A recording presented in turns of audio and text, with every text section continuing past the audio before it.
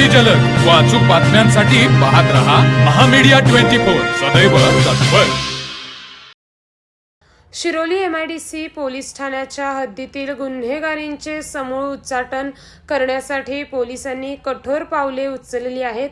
परिसरात दहशत निर्माण करणाऱ्या एका सराईत गुन्हेगार टोळीवर महाराष्ट्र पोलीस अधिनियम 1951च्या कलम 55 अन्वये कारवाई करत या टोळीतील 6 सदस्यांना संपूर्ण कोल्हापूर जिल्ह्यातून 1 वर्षासाठी हद्दपार करण्यात आले आहे।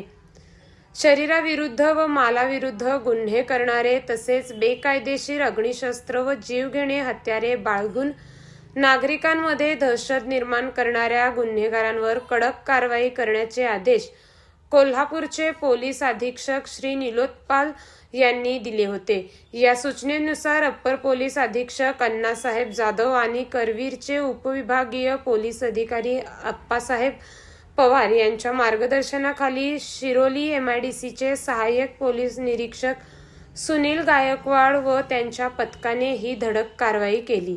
यामध्ये शिरोलीचे माजी उपसरपंच तथा विद्यमान ग्रामपंचायत सदस्य अविनाश अनिल कोळी वय 35 यांच्यासह श्रीकांत तानाजी मोहिते वय 34, कार्तिक परशुराम राजूगरीकर वय 31, अनिकेत आनंदा कांबळे सध्या न्यायालयीन कोठडीत, ऋषिकेश उर्फ प्रताप शिवाजी भोरे सध्या न्यायालयीन कोठडीत, अली उर्फ जमीर वालेचंद तानेखान सध्या फरार।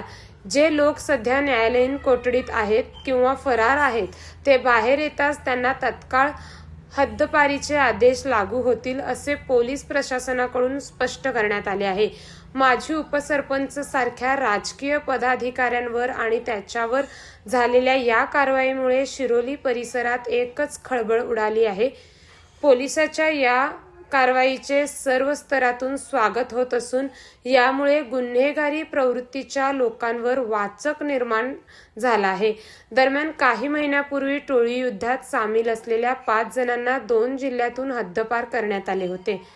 त्यावेळी शिरोली पोलिसांनी संबंधित गुन्हेगारांचे डिजिटल फलक शिरोली फाट्यावर लावले होते। याची परिसरात मोठी चर्चा झाली होती। आता या 6 जणांच्या हद्दपारीचे फलक लावून पोलीस आपली तत्परता दाखवणार का याकडे शिरोलीकरांचे लक्ष लागले आहे।